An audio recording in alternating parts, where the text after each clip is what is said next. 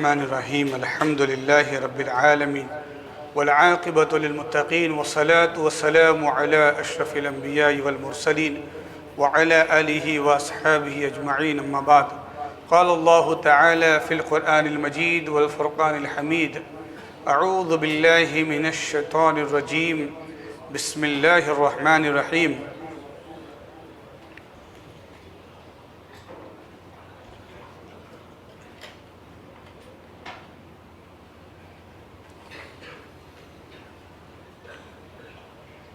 الف لام را کتاب احکمت آیاتہ ثم فصلت من لدن حکیم خبیر الا تعبدوا الا اللہ اننی لکم منہ نذیر و بشیر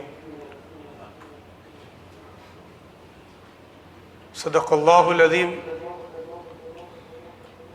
وقال تعالی فی عظمت حبیبی اعوذ باللہ من الشیطان الرجیم ان اللہ وملائکتہ یصلون علی النبی یا ایہا الذین آمنوا صلوا علیہ وسلموا تسلیما اللہم صلی علی سیدنا و نبینا و مولانا محمد وآلہ وسلم۔ اللہ پاک کا عظیم احسان کہ آج ہم نے رمضان المبارک کی چھٹی 20 رکعت تراویح، اس میں بھی آج الحمدللہ ہم نے 11واں اور 12واں پارہ سماعت کیا، اور انشاءاللہ کل سے ہم ڈیڑھ پارہ پڑھیں گے انشاءاللہ۔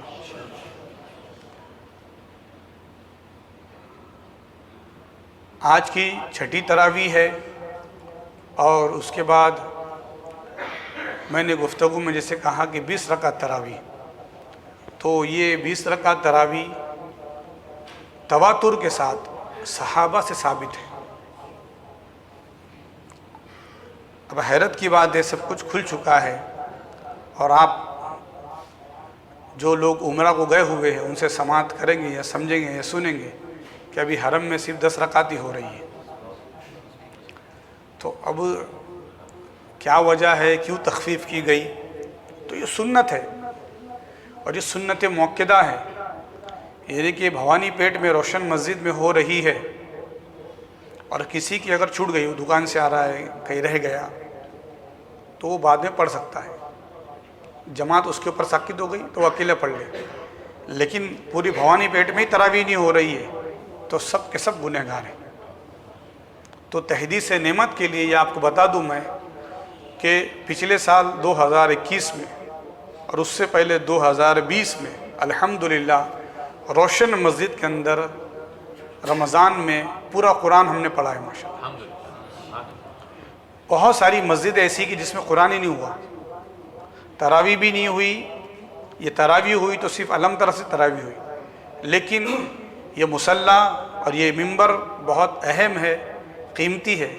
دیکھنے والوں نے اس ممبر پہ سرکار کو دیکھا ہے، اور دیکھنے والوں نے اس محراب میں بھی سرکار کو دیکھا ہے، تو الحمدللہ اس کی تقدیس اور اس کی پاکیزگی اور اس کی روحانیت کو برقرار رکھتے ہوئے جو رمضان کا حق ہے مسجد کا، کہ ہم نے اس مسجد میں ایک قرآن مکمل رمضان میں ختم کیا۔ وہ 3 ہی لوگ تھے، 4 ہی لوگ تھے، کبھی 5 لوگ ہوئے تو کبھی 4 ہی رہے تو کبھی 3 ہی تھے، میں مولانا عبدالقیوم صاحب اور مشائخ صاحب، اللہ مغفرت کرے ہمارے مرحوم صدر صاحب کی، وہ بھی آ جایا کرتے تھے، ان کے پیروں میں شوگر کی وجہ سے بہت تکلیف تھی تو بیٹھ کے سنا کرتے تھے، لیکن الحمدللہ پورا قرآن پڑھا ہے ہم نے۔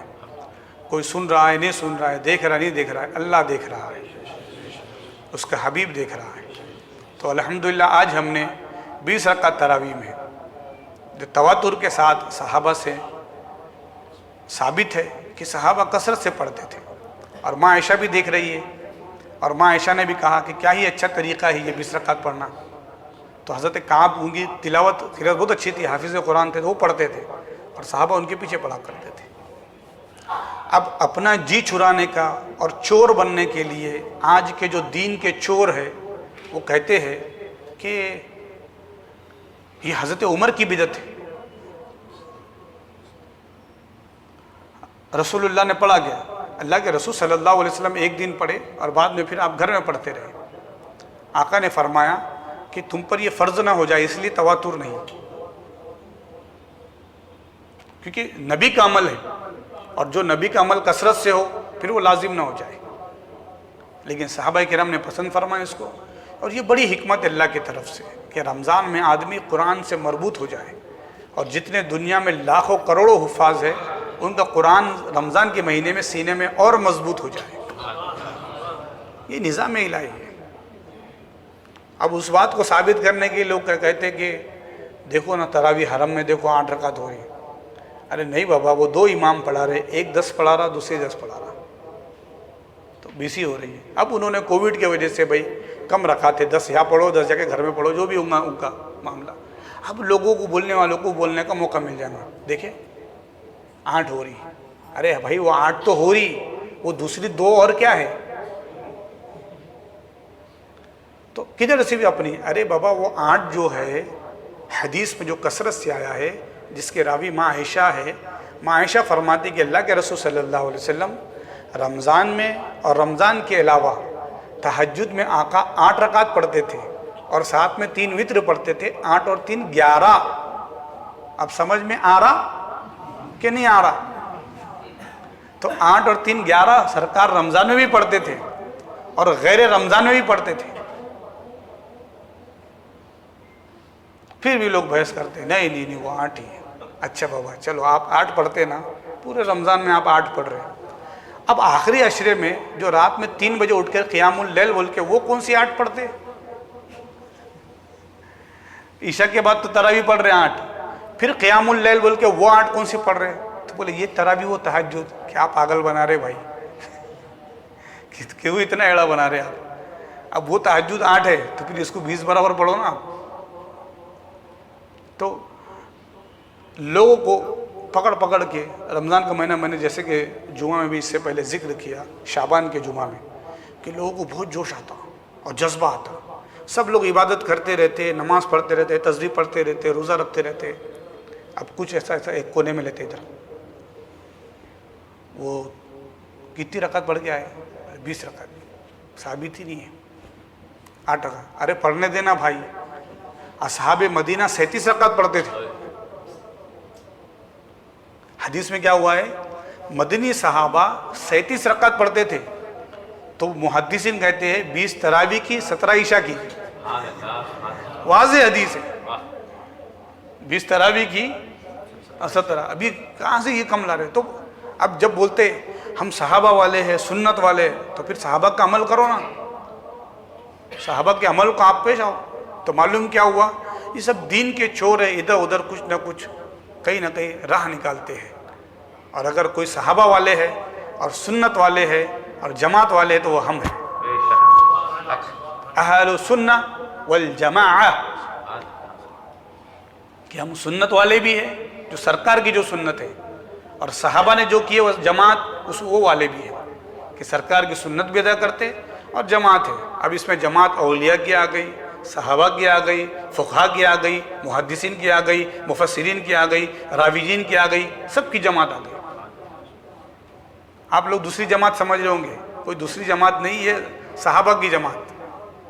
تو اہل السنہ والجماعہ، اور اللہ کے رسول صلی اللہ علیہ وسلم نے فرمایا، بخاری شریف کی حدیث ہے، ید اللہ علی الجماعہ، یہ جماعت پر اللہ کا ہاتھ ہے۔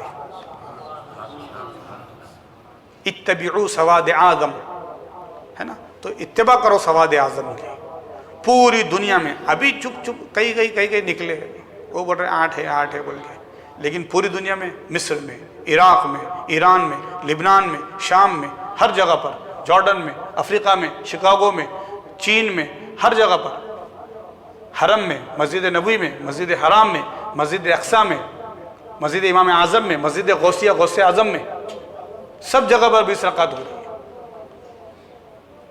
اب کوئی بولے وہ 8 ہے تو کوئی کچھ بھی کرے گا؟ تو یہ آقا نے فرمایا کہ کسی ایک بات پہ جھوٹ جمع نہیں ہوتے، سچ لوگ جمع ہوتے۔ اب یہ بات سچ ہے، حق ہے، اللہ پاک دین کی سمجھ عطا فرمائے۔ تو آج ہم نے جو قرآن کی آیت پڑھی ہے، سورہ توبہ قرآن پاک کی وہ صورتوں میں سے جس کے شروع میں بسم اللہ الرحمن الرحیم نہیں ہے۔ اچھا آج مزے کی بات دیکھیے، آج ہم نے تراویح میں سورہ توبہ بھی پڑھی، سورہ یونس بھی پڑھی، سورہ ہود بھی پڑھی، سورہ یوسف بھی پڑھی. تو آج 20 رکعت میں ہم نے 4 بڑی بڑی صورتوں کو ٹچ کیا ہے. یہ بات اور ہے کہ کل سورہ یوسف پر انشاءاللہ ہم ختم کریں گے.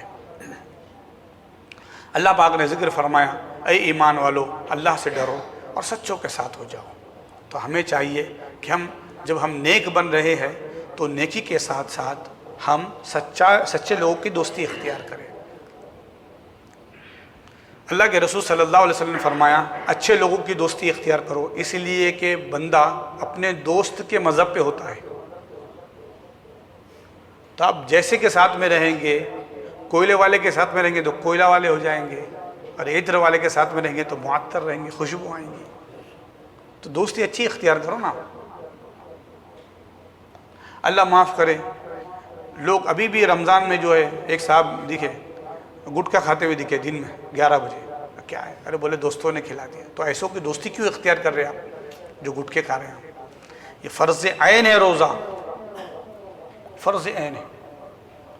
تو دن میں بھی لوگ جو ہے وہ کھاتے پھر رہے، جبکہ روزے کا اتنا اہتمام ہے کہ اگر کوئی اس کی تعظیم کرے تو اللہ ایمان کی دولت سے نوازے، غیر ایمان. تو سچوں کی دوستی اختیار کرو، جو سچ راہ بتائے. دوستوں کی اصلاح کرتے بیٹھے ہوئے ہم لوگ آج، جیسے کہ میں نے ذکر کیا، باہر دین کی بڑی باتیں ہوتی ہے، چبوتروں پر، نکڑوں پر، چوراہے پر. رمضان کا موقع ملتا یہ کچھ نئے پھدکنے والے مینڈک پکڑ لیتے اور کہتے کہ بھائی یہ نماز ایسی ہے. ارے پڑھنے دو بھائی، دین کی بات کرنے دو. اگر آپ کو اتنا ہی اگر شوق ہے کسی کی اصلاح کرنے کا تو پہلے گھر میں ماں باپ کی تو پہلے نماز درست کرو نا بھائی. ماں باپ کی درست، تو ماں باپ کی تو درست نہیں کر رہے نماز. اتنی فکر ہے نماز درست کرنے کی. باپ برابر ناف کے نیچے ہاتھ باندھ رہا اور تم کو سینے پہ ہاتھ رکھنے کا چلا. ارے پہلے باپ کا ہاتھ تو سینے پہ لا کے بتاؤ. میرے آقا کی یہ تعلیم تھی. اللہ کے رسول صلی اللہ علیہ وسلم نے سب سے پہلے اگر تبلیغ فرمائی قرآن کی آیت سورہ اقرا کی، وہ بی بی خدیجہ کو آ کے سنائی. کہا کہ یقیناً آپ کے پاس فرشتہ وہی آیا ہے، آپ ایمان لائیے رسول اللہ پر. آپ کی بالکل کفالت میں حضرت علی تھے. کہا کہ اللہ کا پیغام آیا ہے، اسلام قبول کرو. حضرت علی نے کلمہ پڑھا. دوست ہے حضرت ابوبکر کو کلمہ پڑھایا. غلام حضرت زید بن حارثہ ان کو کلمہ پڑھایا. جتنے قریب ہیں اللہ کے رسول نے سب سے پہلے ان کو دعوت دی اور انہوں نے قبول کی دعوت دی. اور سب سے پہلے جتنے بھی حضور کے ساتھ میں جو غلام تھے زید بن حارثہ، وہ اسلام قبول کیا. بچوں میں مولا علی تھے، خاتون میں بی بی خدیجہ تھی، دوستوں میں حضرت ابوبکر تھے. یہ سب سے پہلے ایمان میں داخل ہوئے. خود نماز کو آ رہا، لوگ اٹھو اٹھو، گھر میں سب سوتے پڑے ہوئے اور بول رہا سب نماز پڑھو بھائی نماز پڑھو. ارے بھائی گھر میں سب کو اٹھاؤ پہلے. تو اللہ کے واسطے ہم سمجھے اچھوں کی دوستی اختیار کریں. ایمان آ گیا، تقوی آ گیا. اللہ پاک کیا فرما رہا ہے دیکھیے، آپ قرآن کا نقطہ سمجھیے. آپ یا ایھا الذین آمنوا اتقوا اللہ، اے ایمان والو اللہ سے ڈرو. وکونوا، اور ہو جاؤ، مع الصادقین، سچوں کے ساتھ. کیوں؟ اگر آپ کے ساتھ جھوٹے رہیں گے تو ایمان بھی جائیں گا، تقوی بھی جائیں گا. اور سچوں کے ساتھ رہیں گے تو ایمان بھی محفوظ، تقوی بھی محفوظ. اور تقوی کون ہے؟ متقین کون ہے؟ تو اللہ فرماتا ہے تلک الجنۃ التی نورث من عبادنا من کان تقیا. یہ جنت ہے، اس کے وارث متقین لوگ ہیں. وہ اولیاء، وہ صالحین ہیں، وہ صدیقین ہیں، وہ شہداء ہیں، وہ نبیین ہیں. تو نبی ہم کو مل نہیں سکتے. صدیق سرکار صدیق اکبر چلے گئے، شہداء کا دور نہیں رہا. تو اب پھر کون ہے؟ اولیاء صالحین ہیں. تو ان کی سنگت اختیار کریں گے تو کامیابی ہوگی. سورہ یوسف ہم نے شروع کیا ہے. سورہ یونس میں حضرت یونس علیہ السلام قوم کو دین کی تبلیغ کرتے رہے، اور جب ان سے بیزار ہو گئے تو آپ نے دعا کی کہ اللہ اس پر عذاب بھیج دے، اور آپ نکل گئے. آپ سب جانتے ہیں یونس علیہ السلام کشتی میں تھے، اور پھر آپ کشتی سے آپ کو اترنا پڑا. کیوں اترنا پڑا؟ آپ اپنی قوم کو بولے بغیر نکل گئے. اللہ اپنے نیک بندوں کی ذرا بھی غلطی جو ہے وہ معاف نہیں فرماتا، یعنی کہ وہ گرفت کر لیتا ہے. یونس علیہ السلام جب لوگوں کو ڈرائے اپنی قوم کو کہ دیکھو اگر تم اللہ پر ایمان نہیں لاؤ گے، سچ بات نہیں کرو گے تو تم پر عذاب آ جائے گا، تو لوگ ڈر گئے، آپ قوم سے نکل گئے، لوگ ادھر جس کا جو قرضہ لیا تھا، جو کچھ لیا تھا، حتیٰ کہ ذکر آتا ہے یونس علیہ السلام کی قوم میں کسی نے سڑک پہ سے پتھر اٹھا کے اپنے گھر کی دیوار میں لگا دیا تھا تو پورا گھر توڑ کے اس نے وہ پتھر وہی رکھ دیا تھا، اتنا ایماندار ہو گیا تھا آدمی، سب توبہ کیے تھے، اور آپ نکل گئے اور کشتی میں سوار ہو گئے۔ اب کشتی میں سوار ہوئے تو کشتی جو ہے وہ بھنور میں پھنس گئی، تو کسی نے کہا کہ اس کشتی میں ضرور اپنی قوم سے کوئی بھاگ کے آیا ہے، وہ فوراً اس کشتی سے اتر جائے۔ یونس علیہ السلام سمجھ گئے کہ وہ میں ہی ہوں، میرے وجہ سے کشتی شاید یہ بھنور میں آ رہی ہے، نیک بندے تھے، اللہ کے نبی ہے، آپ فوراً جو ہے وہ کشتی سے اترے، فوراً مچھلی نے اپنے پیٹ میں لے لیا آپ کو، پھر آپ مچھلی کے پیٹ میں رہے، تو پھر اللہ پاک نے آپ کو وظیفہ دیا، لا الہ الا انت سبحانک انی کنت من الظالمین، جب بھی کوئی غلطی کرے، خطا کرے تو یہ وظیفہ کرے، اللہ معاف فرمائے گا۔ تو نبی کا معاملہ تھا، وہ نبی کی شان ہے، اللہ کی شان ہے۔ اللہ پاک نے 40 دن کے بعد اس وظیفے کے ذریعے وہ مچھلی کو کہا کہ وہ دریا کنارے ڈال دے، وہ مچھلی کنارے پہنچے تو ایک دم پتلے پتلے دبلے ہو گئے تھے پیٹ میں آپ، لیکن صحیح سلامت تھے۔ پھر اللہ پاک نے جانور کا انتظام کیا، بکری وغیرہ آتی تھی، آپ کو دودھ پلا کے چلے جاتی تھی، پھر آپ تندرست توانا ہوئے، پھر اپنی قوم میں آئے۔ تو بتانا یہ ہے کہ نہ امید اقبال اپنی کشت ویرا سے، اگر نم ہو تو یہ مٹی بڑی زرخیز ہے ساقی، ہے نا، یہ مٹی بڑی زرخیز ہے، اگر دین کی دعوت ہو، تبلیغ ہو تو لوگ سدھریں گے بھی، بار بار جو ہے لوگوں کو بتانا ضروری ہے۔ تو حاضری ہم غور کریں، عذاب سے ڈر کر، اگر اللہ سے ڈر کر اگر آدمی توبہ کرے تو اللہ کی رحمت آتی ہے۔ یونس علیہ السلام کی قوم میں بھی دیکھیے، انہوں نے ہر چیز ایک دوسرے کی واپس کر دی، تو اللہ کے واسطے ہمیں بھی چاہیے جس کا جو حق ہے اس کو دے دیں، جس کا جو حق ہے۔ مزدور کا حق ہے، شام ہوتے ہی اس کی مزدوری دے دینا، آقا نے فرمایا پسینہ سوکھنے سے پہلے دے دیا۔ یہ مومن کی شان ہی نہیں ہے کہ مزدور کہیں گے کل آ، پرسوں آ، ستانا لوگوں کو، بار بار تکلیف دینا، قطعی نہیں، اللہ کے واسطے بالکل یہ ہمارا معاملہ نہیں، بہت ستایا اس نے مجھے، بہت ستایا مولانا، میں تو بدلہ لے کے رہوں گا۔ کیا بدلہ لے کے رہنا ہے؟ ایک شخص آیا کافر حضور کو ستانے کے لیے اور کہا اے محمد میں آپ کا مہمان بننا چاہتا ہوں۔ حضور نے فرمایا میرا گھر کھلا ہے۔ کہا میں ایمان والا نہیں ہوں۔ آقا نے فرمایا کوئی بات نہیں، محمد کا گھر سب کے لیے کھلا ہے۔ 1 دن ہو گئے، 2 دن ہو گئے، 3 دن تک دودھ پی رہا، خوب کھا رہا۔ 3 دن ہو گئے، اللہ کے رسول صلی اللہ علیہ وسلم نے تیسرے دن اس کو بڑے شان سے اس کو روانہ کیا اور ساتھ میں توشہ بھی دیا۔ کچھ ہدیہ آیا تھا تو اللہ کے رسول نے کھجور وغیرہ ہدیہ دی اس نے۔ اور جب گیا تو اس کے دل میں خیال آیا کہ میں نے 3 دن تک محمد صلی اللہ علیہ وسلم کو اتنا پریشان کیا، میں نے تکلیف دی، ان کا مہمان بنا رہا، کھایا ان کا خوب، لیکن انہوں نے اف تک نہیں کیا، اور جب جاتے وقت انہوں نے توشہ بھی ساتھ میں بھی دیا ہے، بڑا خراب لگ رہا ہے مجھے۔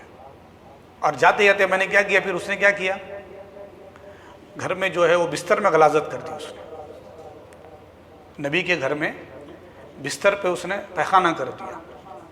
اوہ کہا صاحب یہ تو غلط ہو گیا، اب جا کے میں بستر ذرا جا کے دھو دیتا، یا بستر گندگی ہو گئی گھر میں، ہائے ہائے ہائے ہائے۔ جب وہ واپس آیا ہے اور گھر میں دیکھتا ہے تو رو پڑتا ہے کہ وہ بستر ہمارے نبی دھو رہے ہیں۔ کون ہے کائنات میں اس طریقے سے اپنا کردار پیش کرنے والا؟ سگا بھائی آتا ہے تو پوچھتا ہے بھیا ٹکٹ کب کا بنا واپس کا؟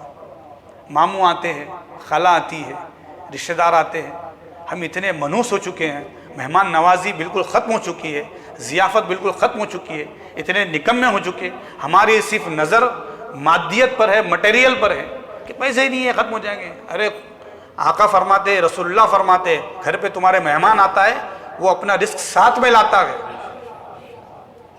اور آزما کے دیکھ لیجئے آپ، جب بھی مہمان آئیں گے خوب برکتیں آنا شروع ہو جائیں گی گھر میں، اور ہم ہیں کہ بھگانے کی کوشش کرتے ہیں، پڑوسوں کو پوچھتے تک نہیں ہم۔ تو اللہ کے واسطے ہم کردار اپنائیں، صحیح مسلمان بننے کی کوشش کریں، اور اگر دیکھنا ہو اس کو تو ہمارے نبی کی زندگی کو دیکھو. اللہ ہم سب کو نبی پاک کا سچا غلام بنائے. وصلی اللہ تعالی علی خیر خلقہ محمد وعلی آلہ وصحبہ اجمعین والحمد للہ رب العالمین. السلام علیکم ورحمۃ اللہ.